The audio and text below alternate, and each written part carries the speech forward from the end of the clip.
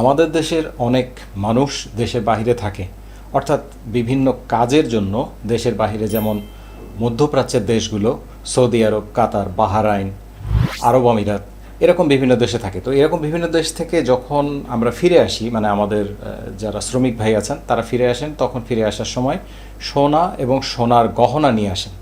তো এই বিষয়ে আমি আলাদা আজকে আলোচনা করতে চলেছি। তো চলুন দেরি না করে শুরু করি যে সোনা কি পরিমাণে আপনারা আনতে পারবেন।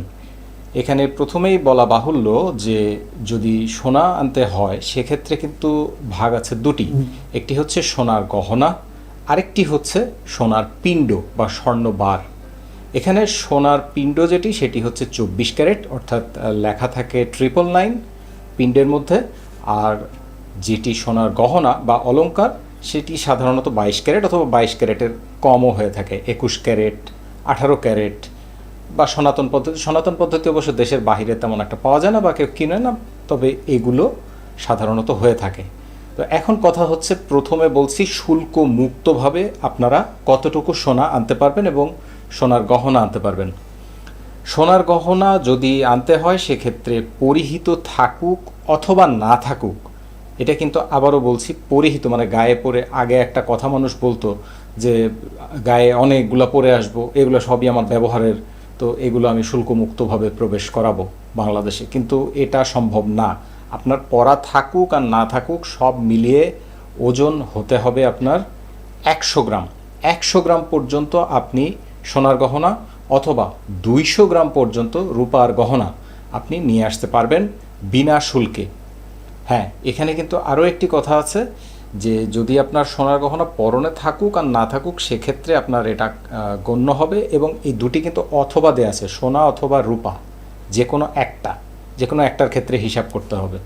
তো দেখা যাচ্ছে বিষয়টা অনেকটা এরকম হতে পারে, এই কথাটি স্পষ্টভাবে বলা নেই যে আপনি 50 গ্রামের সোনার গহনা নিয়ে আসলেন আর দেখা যাচ্ছে 100 গ্রামের রূপার গহনা নিয়ে আসলেন, কারণ সোনা এবং রূপা এটার দ্বিগুণ করে ধরা হয়, মানে 100 গ্রাম সোনা অথবা 200 গ্রাম রূপা, সেই হিসাব থেকে এটা ধারণা করা যায়। তবে বেশিরভাগ সময় মানুষ যখন আসে তখন সোনাই নিয়ে আসে, এবং আজকে আমি সোনার বিষয়ে আলোচনা করছি।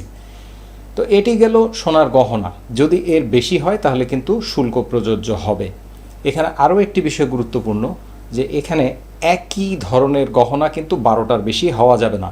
অর্থাৎ যদি আপনার ধরে নিন যে আপনার ব্রেসলেট অথবা কানের দুল যেটাই হোক না কেন 12টার বেশি হতে পারবে না। 100 গ্রামের মধ্যে দেখা যাচ্ছে যে 2 গ্রাম 3 গ্রাম এরকম করে বিভিন্ন সামগ্রী বা বিভিন্ন আইটেম আপনি 12টার বেশি যদি হয়ে যায় তাহলে কিন্তু সেটা আপনাকে নিয়ে আসতে দেবে না, অথবা তারা সেখানে কর ধার্য করতে পারে। এইটা গেল গহনার বিষয়।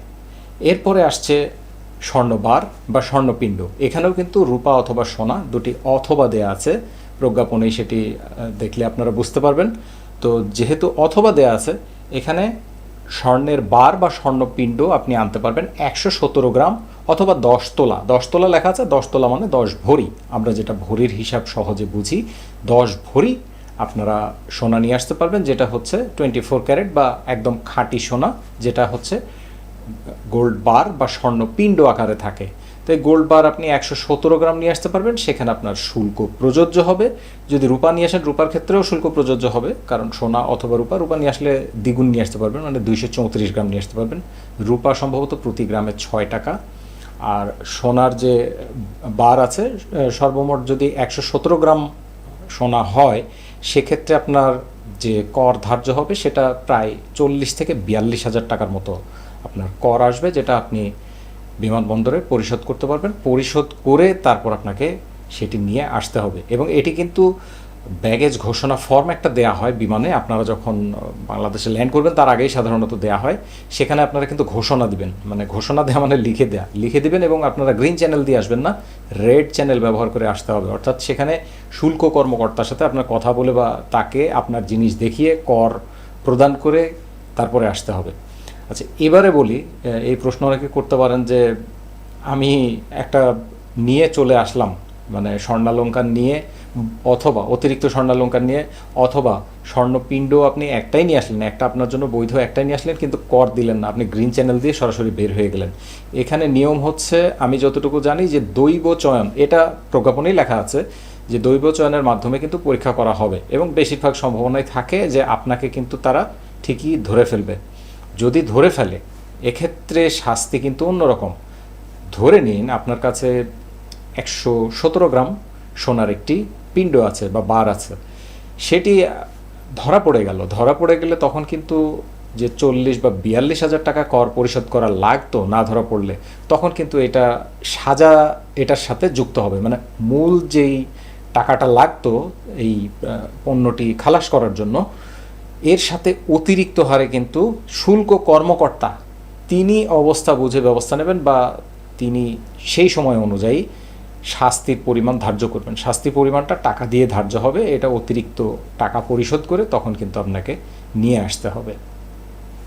তো আমি আপনাদের এটাই বলছি, যদি আপনাদের স্বর্ণ বা সোনা আনতেই হয় সেক্ষেত্রে আপনারা একটি বার নিয়ে আসতে পারেন এবং বারের সাথে যতটুকু শুল্ক মুক্তভাবে নিয়ে আসা যায় সেটুকু গহনা আপনারা আনতে পারেন। মানে কিছু গহনা আনলেন আর একটা পিণ্ড আনলেন, এনে সেটা শুল্ক কর পরিশোধ করে আপনারা নিয়ে আসতে পারলেন।